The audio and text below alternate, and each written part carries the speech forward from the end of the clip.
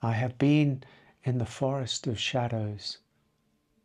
Yes, I have been into the forest of shadows, alone, with no guide. I have faced myself and my darkness thousands of times. Yes, I have been on my knees, humbled by life, willing to let it all go, broken open, love water flooding out onto the dry plains, unwatered for years.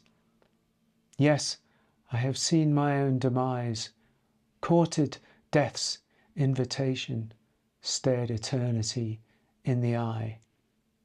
Yes, I have embraced my failure, my anger, my regret.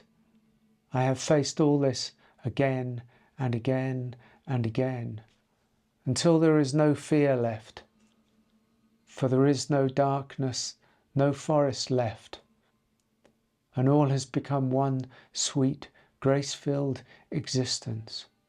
Not this, not that, not light nor dark, but all and none. There is only union, and beyond all sense of division, we are that.